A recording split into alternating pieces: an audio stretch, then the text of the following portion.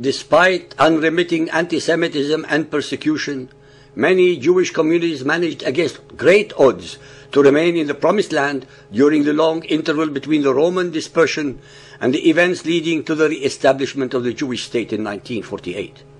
What if the dispute has never been about Palestinian statehood, but really about the destruction of the Jews and the only Jewish state on earth? In 1917, the Balfour Declaration, confirmed later by international law through the League of Nations, declared the British mandate of Palestine to be a national home for the Jewish people, recognizing 4,000 years of Jewish connection to the land and the injustice of the destruction of ancient Israel by the Romans and the forced removal of the Jewish people.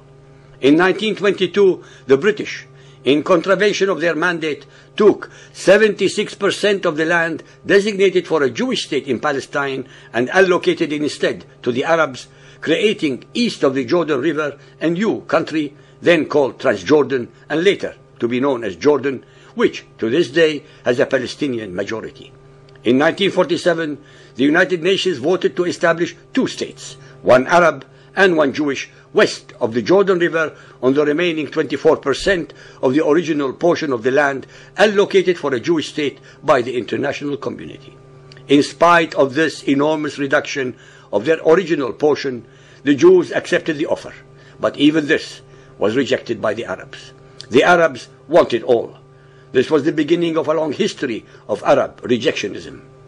Ladies and gentlemen, 60 years ago, there was on the table a two-state solution. This is not a new idea, as we are deceived into believing by the extremely well-oiled and financed Arab propaganda machine and the imbecile, ignorant, or downright stupid and criminally negligent Western news media. So what are the facts? In 1948, the newly reborn state of Israel was invaded by 5 Arab armies from Egypt, Lebanon, Iraq, Syria, and the Arab Legion of Jordan, all of whom made it crystal clear that they intended to destroy the tiny Jewish state at its birth and to massacre its citizens, hundreds of thousands of whom were Holocaust survivors. The Jews, who were literally fighting for their very survival, were able to defeat all the Arab armies, who were forced to sue for a ceasefire. The cessation of hostilities was supposed to be a prelude for further negotiations between Israel and her Arab neighbors for a permanent peace. The Arab demands were, as was and continues to be the norm, one-sided and tantamount to asking Israel to self-destruct. I have to point out a few simple but important details that invariably and very conveniently escape the intellect and morality of the Arabs. Before the war against the Jews and the establishment of the State of Israel, there were no Arab refugees. According to the records kept by the British about the demography of mandated Palestine, more and more Arabs from the surrounding countries settled in Palestine because of the prosperity that the Jews were bringing to the land. The Palestinian Arab refugees were the product of a war of aggression by the surrounding Arab states as well as by the Palestinian Arabs against the UN resolution creating a two-state solution to the Arab-Jewish dispute. While the Palestinian Arab refugees of allegedly 700,000 were the end result of Arab aggression, the Jewish refugees from Arab and Mohammedan lands, numbering about 900,000, were the product of anti-Semitic, Nazi-style rules and regulations perpetrated against these ancient communities that were occupied by the conquering Arab armies almost 1,300 to 1,400 years earlier. During the same period of 1947-48, the British also left India and the division of the subcontinent into a secular Indian state and a Muslim Pakistan. In the ensuing civil disorders, hundreds of thousands were massacred and about 20 million became refugees. There are no UN resolutions demanding any compensation or the right of return to any of the Jewish or Hindi refugees, but only for the Palestinians. There are no UN financial arrangements to help or compensate these particular refugees except only for the Palestinians. For the last 60 years, we only hear about the plight of the Palestinian refugees, but never about the Jewish or Hindi ones.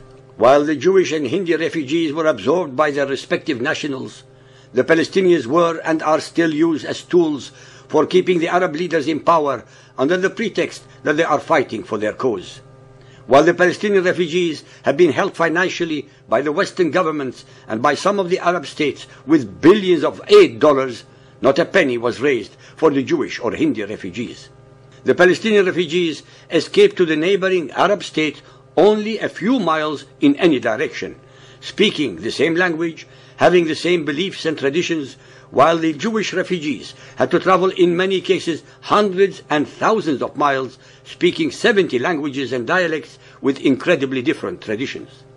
While the Jewish refugees suffered as much, if not more, than the Palestinian ones for the first decades of their exile in the refugee tents, as we speak today, they became assimilated and productive members of their country. Unfortunately, as we see on television and read in the news media, the Palestinian refugees did not assimilate and or integrate among their brothers and sister Arabs, but remained a sore on the body of the host countries. While the Jews of Israel from 70 different countries around the world created a thriving and vibrant, free, all-inclusive democracy, we see the Palestinian people at war with each other as well as with their host Arab people. If it were true that the Jews were using ethnic cleansing against the Palestinian Arabs, then how can any human being explain the fact that there are 1.5 million Palestinian Arabs as citizens of the State of Israel of 5 million Jews, while one cannot count more than 10,000 Jews among 330 million Arabs in 22 states? So who actually achieved the ethnic cleansing? As we have amply demonstrated about Muhammad, that he always accused his victims of the very acts that he perpetrated against them. This is the methodology of projective identification. Muhammad's followers have been inordinately successful in their propaganda by using this methodology so effectively that most of the Western news media fall head over heels for their lies and mendacities. Once more, I would like to point out to you, our listeners, that a two-state solution has been on the table for the last 60 years, but was always rejected by the very Arabs, who are deceptively claiming that this is all they are aiming for. 60 years have been wasted to be told today that all that the Arabs want is a two-state solution. The level of hypocrisy and mendacity displayed by the Arabs and the media is so obscene it beggars belief and morality. Israel survived the war of Arab aggression against its establishment, and from 1948 to 1967, the West Bank and the Gaza Strip were in Arab hands, and there was no Jewish occupation of these territories then.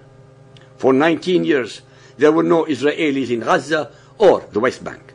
For 19 years, there were no settlements or occupation by Jews in Gaza or the West Bank. For 19 years, neither the UN nor any government in the world objected to the occupation by Transjordan and Egypt of what were actually lands designated for the two states, Palestinian part, by the United Nations. For 19 years, not a single European or Arab government or any of their news media ever cried out loud and with a sustained voice about these blatant occupations. For 19 years, no one in Western academia, Western labor unions, or any Western teachers' unions were any attempts made to boycott the academics and unions of Egypt or Jordan. For 19 years, the whole world and the United Nations were deafeningly silent about the issues of Palestinian-occupied lands or even the expression Palestinian people. If the cause for the current Arab-Israeli conflict is the occupation of the West Bank and Gaza after the 1967 Six Days War, then why did the conflict and aggression against Israel rage throughout these earlier 19 years, from 1948 to 1967, unabated, with continued Arab refusal to recognize Israel and to make peace with its Jewish neighbor?